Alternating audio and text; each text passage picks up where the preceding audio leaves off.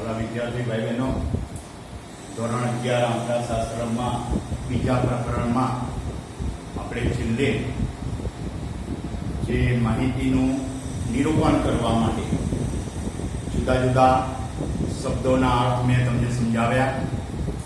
સંખ્યાત્મક આવૃત્તિ વિતરણ, એની અંદર એના પ્રકારો, એના વિશે આજે વાત કરવાની છે. ગઈકાલે મેં તમને કહ્યું હતું બે પ્રકારો છે, એક તો અસતત આવૃત્તિ વિતરણ અને બીજું સતત આવૃત્તિ વિતરણ. એમાં આજે આપણે સંખ્યાત્મક માહિતીનું વર્ગીકરણ, એનો પહેલો પ્રકાર અસતત આવૃત્તિ વિતરણ, એના વિશે અભ્યાસ કરવાનો છે. હવે અસતત આવૃત્તિ વિતરણ એટલે ખાસ કરી અને જે કંઈ આપણી પાસે અસતત ચલના મૂલ્યો આપેલા હોય અને એ અસતત ચલના જે કંઈ મૂલ્યો હોય એ ચલના જે કંઈ મૂલ્યો અને એને અનુરૂપ આવૃત્તિ એ બંનેને દર્શાવીને, એટલે આપણને જે અસતત ચલના મૂલ્યો હોય એ મૂલ્યો અને એને અનુરૂપ આવૃત્તિ એ બેને દર્શાવી અને જે કંઈ કોષ્ટક તૈયાર કરવામાં આવે એને આપણે અસતત આવૃત્તિ વિતરણ કહીએ. એટલે બીજી રીતે અસતત આવૃત્તિ વિતરણ, બરાબર ધ્યાન રાખજો. અસતત એટલે અહીંયા મેં તમને કહ્યું અસતત ચલના મૂલ્યો અને એની અનુરૂપ આવૃત્તિ. આવૃત્તિનો ગઈકાલે મેં તમને ગયા લેક્ચરમાં સમજાવી દીધું કે ચલના મૂલ્યથી પુનરાવર્તન પામતી જે કઈ સંખ્યા એને આપણે શું કહેતા? આવૃત્તિ. એટલે અહીંયા આગળ ચલ અને એને અનુરૂપ આવૃત્તિ લેવાની, એટલે અસતત આવૃત્તિ વિતરણ. બરાબર ધ્યાન રાખજો. તો અવલોકન અને આવૃત્તિ અસતત, તો એમાં અવલોકન અને આવૃત્તિ એ બેનું કોષ્ટક. આટલું મગજમાં યાદ રાખજો.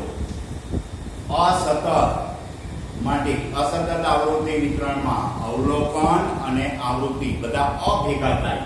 જો અવલોકન અને એને અનુરૂપ આવૃત્તિ. હવે અવલોકન એટલે ચલનું મૂલ્ય, એટલી રકમમાં તમને જે કઈ માહિતી આપેલી હોય. દાખલા તરીકે મેં અહીંયા એક રકમ લખી છે કે આ 15 છોડ પર જે ની તપાસ કરી અને એના પર ફૂલોની જે સંખ્યા જોવા મળી એનું આપણે આવૃત્તિ વિતરણ બનાવવું છે. તો અહીંયા આગળ જે આ સંખ્યા આપી છે એ ફૂલોની સંખ્યા, તો ફૂલોની સંખ્યા એ આપણું અવલોકન કો, પ્રાપ્તાંક કો અથવા તો ચલનું મૂલ્ય, જેને આપણે x સંકેત તરીકે યાદ રાખવાનું. શું યાદ રાખવાનું? x. બરાબર. એટલે આ જે ચલના મૂલ્યો છે અવલોકન કો, અહીંયા આપણને ફૂલોની સંખ્યા આપી છે. બરાબર. એટલે 15 છોડ ઉપર તો પહેલા છોડ ઉપર 0 ફૂલ. આવી રીતે તમારે જોવાનું આ જે માહિતી આપી છે ફૂલોની સંખ્યા એ આપણા માટે શું ગણાશે? અવલોકન. એટલે અહીંયા તમે શું લેશો? ફૂલોની સંખ્યા. એક પ્રકારનું અવલોકન અને એને અનુરૂપ આવૃત્તિ. એટલે આવૃત્તિ ચિહ્ન કરવાનું અને એની આવૃત્તિ. હવે આવૃત્તિ તરીકે અહીંયા આગળ શું ગણાશે? તો છોડની સંખ્યા. છોડની સંખ્યા. તો આ રીતનું આપણે કોષ્ટક બનાવીએ તો આની અંદર તમે જુઓ તો ખાસ કરી અને આમાં સૌથી નાનામાં નાનું અવલોકન એ તમારે શોધી કાઢવું. તો સૌથી નાનું મૂલ્ય, સૌથી નાનું અવલોકન કો અથવા તો પ્રાપ્તાંક અવલોકન. તો આપણી જે આ 15 છોડની માહિતી આપી છે એમાં સૌથી નાનું અવલોકન 0 છે અને સૌથી મોટું અવલોકન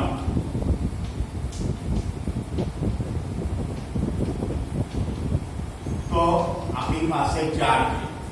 તો આપણી પાસે જે આ ફૂલોની સંખ્યા છે એમાં 0 થી 4 એટલે આના ઉપરથી વિસ્તાર શોધી કાઢવાનો. વિસ્તાર પહેલા તો લખી દેવાનો. તો મોટું અવલોકન, સૌથી મોટું અવલોકન ઓછા અથવા મોટો પ્રાપ્તાંક ટૂંકમાં લખો તો પણ ચાલે, અને સૌથી નાનું અવલોકન અથવા નાનો પ્રાપ્તાંક. તો સૌથી મોટું અવલોકન આપણી પાસે 4 છે અને નાનું અવલોકન 0, એટલે વિસ્તાર 4. એટલે જ્યારે માહિતી આપણને આપી હોય એમાં વિસ્તાર સામાન્ય રીતે આવો નાનો 4 હોય, 5 હોય, 6 હોય, 7 હોય, 8 હોય, બહુ મોટો વિસ્તાર ના હોય. દાખલા તરીકે તમને કોઈ ભૂલ શોધવાની માહિતી આપી છે, ભૂલો શોધી અને એની માહિતી આપી છે. હવે ભૂલો શોધી તો કોઈમાં 0 ભૂલ આવી, 1 આવી, 10 સુધી ભૂલો આવે છે, 10 સુધી. તો જ્યારે આવી રીતે 10 સુધીનો વિસ્તાર હોય તો એવી પરિસ્થિતિમાં તમારે આવું અસતત આવૃત્તિ વિતરણથી કોષ્ટક બનાવવું. અસતત આવૃત્તિ વિતરણની અંદર અવલોકન અને આવૃત્તિ આ બે બરાબર ધ્યાન રાખજો. પ્રાપ્તાંક આવૃત્તિ કહો, અવલોકન અને આવૃત્તિ, અસતત અવલોકન આવૃત્તિ, વર્ગ નહીં, બરાબર ધ્યાન રાખજો. તો આમાં આપણે 0 ફૂલ છે તો 0 વાળાની ગણતરી કરી જોવાની. 1 2 3 છે તો 3 ઉભા લીટા કરવાના. 0 ફૂલ વાળા જોડ કેટલા છે? 3. તો 3, તો અહીંયા સંખ્યા લખશો 3. ત્યાર પછી 1 ફૂલ છે તો 1 વાળાની સંખ્યા, તો 1 2 3, તો એ પણ 3 છે એટલે 3 ઉભા લીટા કર્યા. ત્યાર પછી 2 ફૂલો વાળાની સંખ્યા, તો 1 2 અને 3, તો આ પણ 3 છે. 3 ફૂલવાળાની સંખ્યા, તો 1 2 3, બરાબર. તો એ પણ 3 છે. 2 ફૂલવાળા એ પણ 3 થયા, 3 ફૂલવાળા એ પણ 3 થયા. બધા જો અમે સરખા અહીંયા આવે. હવે 4 તો એ પણ 3 છે, ગણી જુઓ. 1 2 3. તો આવી રીતના તમે જો હવે એનો કુલ સરવાળો કરી જોઈએ. કુલ તો અહીંયા કુલ સરવાળો કેટલો થશે? આ બધાનો 15. તો અહીંયા તમારે કુલ આવૃત્તિ 15 લખી દેવાની. તો આ રીતના તમારે જોડની સંખ્યા છે, બરાબર, જોડ જે હતા એના ઉપર ફૂલોની સંખ્યા 15 જોડ મળી ગયા, બરાબર. હવે અહીંયા તો બધા 3 3, કોઈ વખતે 4 આવે તો 4 ઉભા લીધા, પણ કોઈ વખત ધારો કે 0 અહીંયા આગળ 3 ના બદલે 5 વખત આપ્યો હોય તો 0 ની સામે તમે અહીંયા શું કરો? 1 2 3 4 અને 5મા માટે આપી દે, બરાબર. એટલે 5 નું જોડકું આવે 5, તો આ રીતે 7 આવ્યા તો 5 નું આવું એક જોડકું કરવાનું અને બીજા 2 7. એટલે આવી રીતે આવૃત્તિ ચિહ્ન કરી અને આવૃત્તિ આપણે મેળવવાની. એટલે એના ઉપરથી અવલોકન કહો અથવા તો એક્સાઈ, અને આવૃત્તિ એના આપણે શું કહીશું? FI, frequency. એટલે એક્સાઈ અને એફઆઈ, અવલોકન અને આવૃત્તિ, એ અસતતમાં આવશે. તો આ રીતના આ છે. હજુ પણ એની અંદર તમે પાઠ્યપુસ્તકમાં પાન નંબર 16 ઉપર ધ્યાન રાખજો, બરાબર. એમાં એક માહિતી આપેલી છે કે અસતત આવૃત્તિ વિતરણ માટે તૈયાર કરવાનું છે કે શહેનાઈ માર્ગ પર દૈનિક અકસ્માતોની સંખ્યા આપેલી છે, બરાબર. 0 1 2 3 4 5 એ સુધી છે. જો 0 વાળા છે, 1 વાળા છે, 2 વાળા, 3 વાળા, 4 વાળા, 5 વાળા. હવે તમે શું કરશો? આવી રીતે એ રકમ આપેલી છે. મેં આ મારી જાતે એક રકમ બનાવી અને તમને સમજાવ્યું. પાઠ્યપુસ્તકના ઉદાહરણમાં પણ આવું એક છે, એટલે એમાં પણ જુઓ એટલે વધારે તમને પાકું થઈ જાય. હવે અહીંયા આગળ 0 1 3 2 એવી રીતે અકસ્માતોની સંખ્યા આપી છે.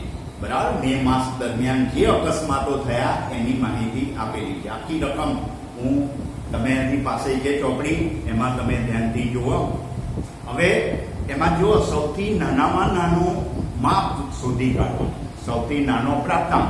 તો જો એમાં 0 છે ને 0, અને સૌથી મોટો પ્રાપ્તાંક જો તો 5 છે. હવે વિસ્તાર તમારે શોધી કરવાનો, સૌથી મોટો પ્રાપ્તાંક અથવા મોટું અવલોકન ઓછા સૌથી નાનું અવલોકન. 5 ઓછા 0 તો 5. બરાબર. હવે આ માહિતી શેની આપી છે? અકસ્માતોની સંખ્યા.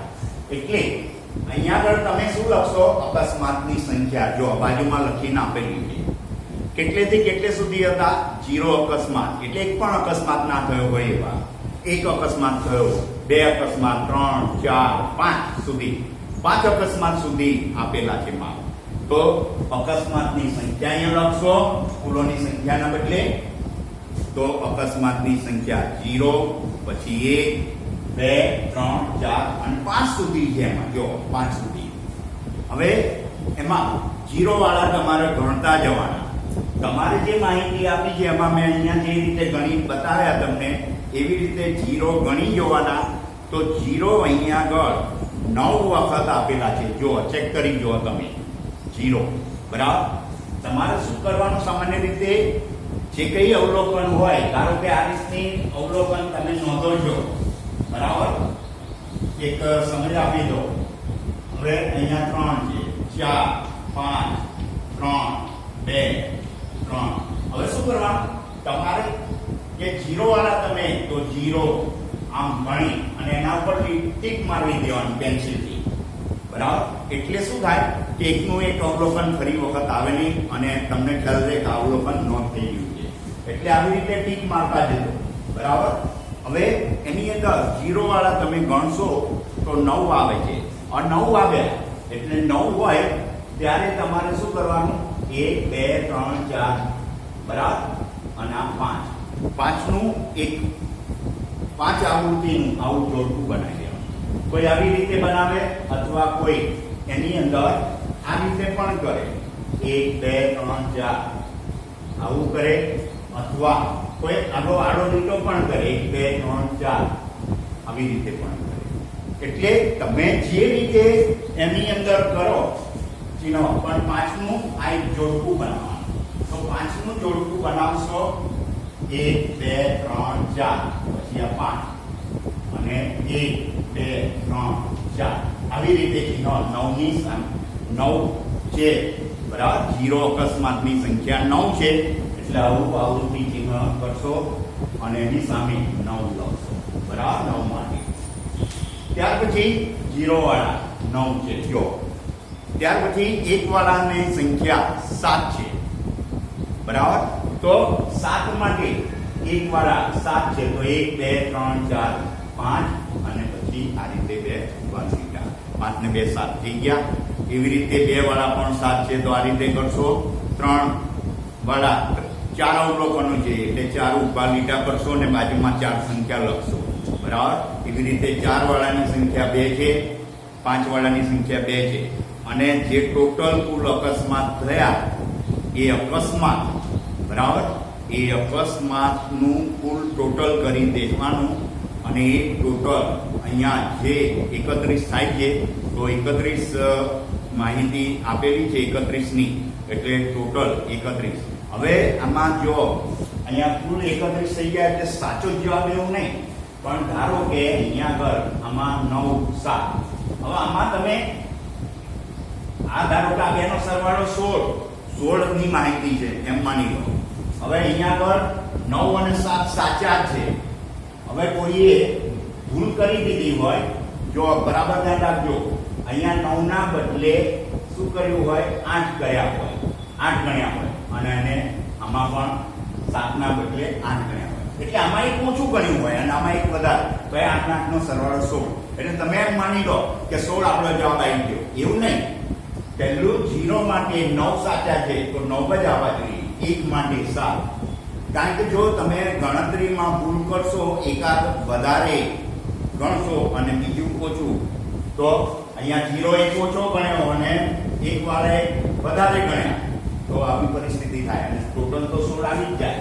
એટલે કહેવાનો મતલબ શું છે કે જે કંઈ અવલોકનો તમે નોંધો એની ગણતરી કાળજીપૂર્વક કરજો, નહીં તો ટોટલમાં તમારે ટોટલ આવશે પણ દરેક અવલોકન એને અનુરૂપ આવૃત્તિના મૂલ્યો જુદા જુદા આવશે, એટલે તમારો દાખલો ખોટો પડે.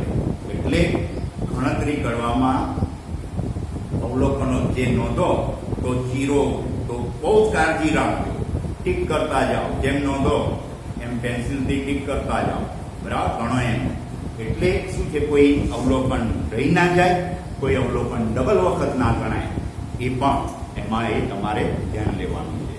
તો આ રીતે આપણે આ અસતત આવૃત્તિ વિતરણ, હવે વાત કરવાની છે સતત આવૃત્તિ વિતરણ. બરાબર ધ્યાન રાખજો. સતત આવૃત્તિ વિતરણ એટલે વર્ગ અને આવૃત્તિ. જ્યારે આપણને માહિતીનો વિસ્તાર મોટો હોય, માહિતીનો વિસ્તાર મોટો હોય એટલે એવી પરિસ્થિતિમાં એ માહિતીના અવલોકનોને તમારે અપેક્ષિત વર્ગોમાં એને વહેંચી અને એ વર્ગોને અનુરૂપ આવૃત્તિનું જે કોષ્ટક તૈયાર કરીએ છીએ એને સતત આવૃત્તિ વિતરણ કહેવાય. એ સતત આવૃત્તિ વિતરણ એના માટે ઘણી બધી બાબતો તમારે ધ્યાનમાં રાખવાની છે, ઘણા બધા પારિભાષિક શબ્દોના અર્થ પણ યાદ રાખવાના છે. તો એ ફરીના લેક્ચરમાં એના વિશે હું તમને વાત કરીશ.